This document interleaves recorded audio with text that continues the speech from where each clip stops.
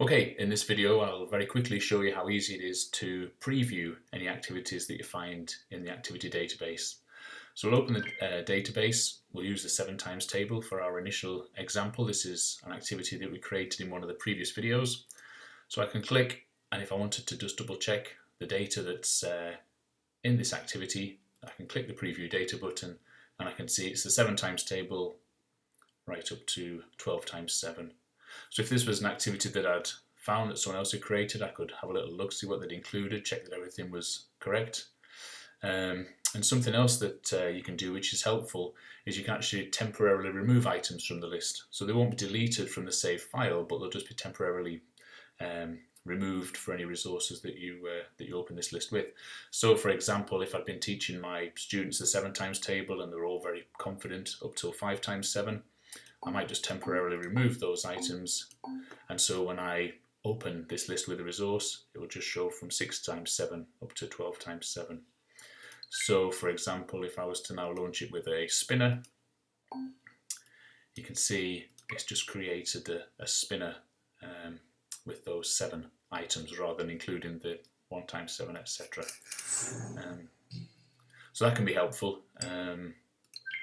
To sort of just temporarily remove items from a list. It can also be helpful perhaps if you wanted to select students from your class. I've got a sample class list here, or put your students into groups or whatever it may be. You can preview the data, and if certain students are absent, you can just temporarily remove them from your list. So I'll temporarily remove 6 of our students who might be absent, just leaves the 14 students.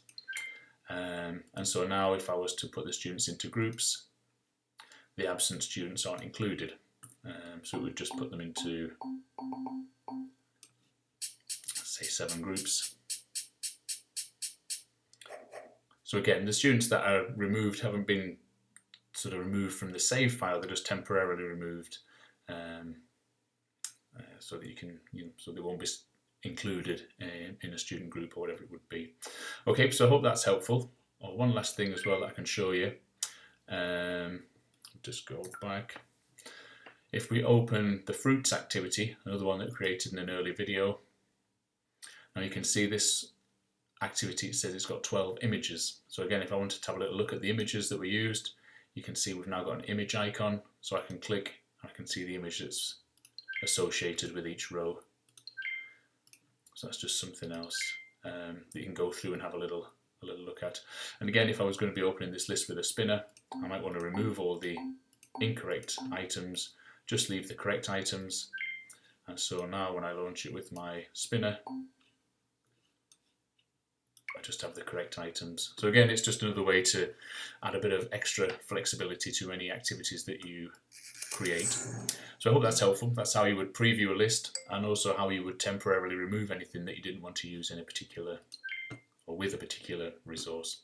Okay, thanks for watching.